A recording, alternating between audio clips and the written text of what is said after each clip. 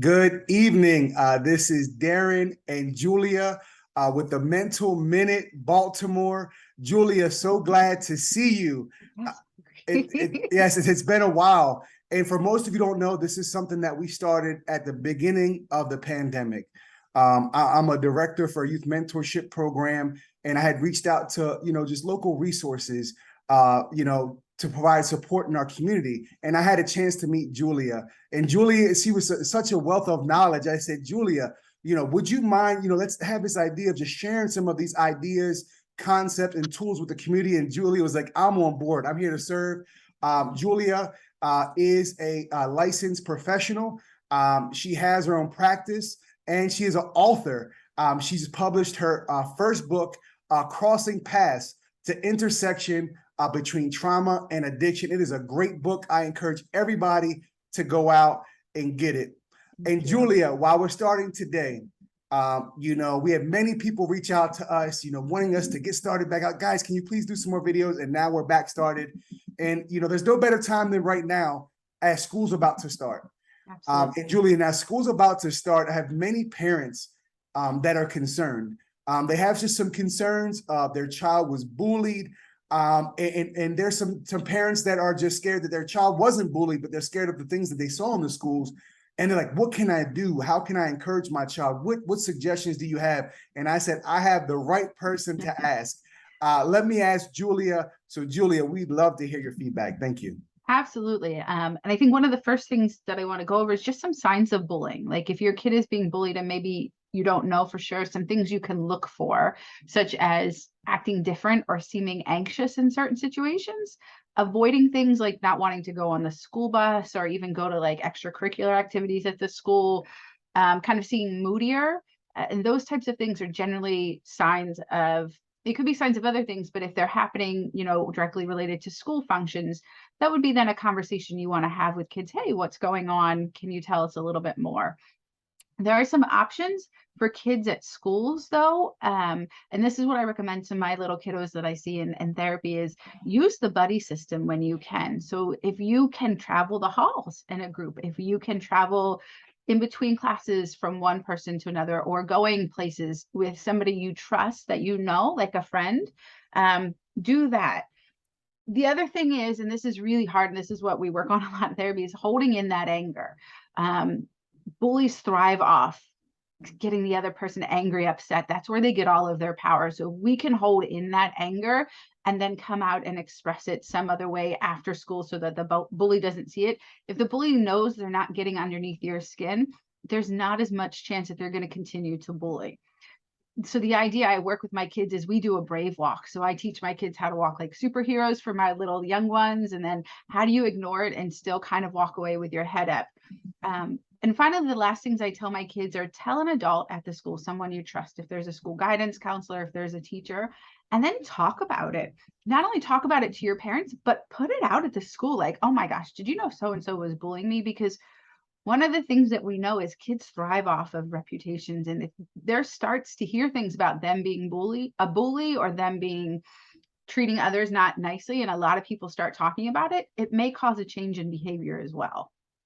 Thank you very much for that. And I wanted to ask you as well, what about, also for a parent, if they feel like that their child's being bullied, that their child told them and it's an issue, and because some kids do things outside of school and they see them again in school.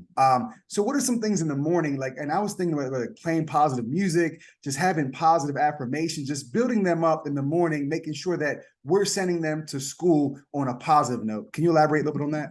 Absolutely. I think that's the best thing we can do is just remind kids that we are there for them regardless. So we want to remain calm and listen, and that we're going to do our best to help them any way possible. So we're going to be there if something happens. Sometimes kids feel like it's their own fault. So when we can act kindly and act openly, regardless of, let's say the kid wanted to wear purple hair for school or something, we're showing positive support. And that way the kids know that it's okay, that we're here, we're going to listen, and that we're going to do our best to keep the things kind of rolling that need to happen. Thank you so much for that. And then maybe to look at it on a different angle, what if your child's the bully? What if you notice that your child is starting to bully other children. Now, don't get me wrong. Like, I know that when I was growing up, I had issues with my father not being around, and I would act out at times. And I try to express to my daughter that sometimes the child that is the one bullying, they're dealing with issues. But maybe you can elaborate obviously a lot more. And What are your thoughts yeah, on I that? think it's a case by case situation as to whether or not the bully is having stuff go on. A lot of what we know from science is that behaviors are learned, they're learned through what's demonstrated. And so if this kid who is bullying, if you notice your kid is bullying, sit them down, see what's going on. Where are you learning this? What are you feeling? Really focus on feelings. What's this? What's coming up for you? How are you feeling this? And kind of figuring out, like, maybe at that point counseling might be necessary, right? Like, if you're that angry, what's causing that anger? Because anger is a protective emotion. And so really being able to hear your child as well if they are doing the bullying, because that's a cry for help too, generally. Yeah, and is there also a difference between, like, for a child to have a community, mental bullying and physical bullying?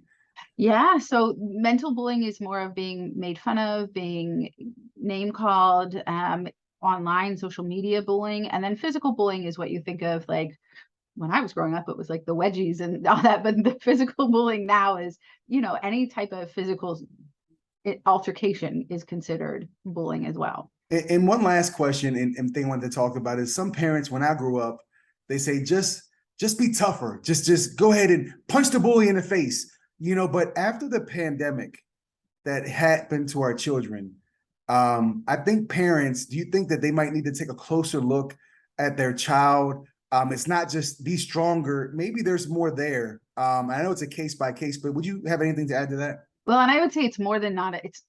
I wouldn't even say case by case. What we're telling kids when we say be strong or punch them back is that it's okay to act with violence.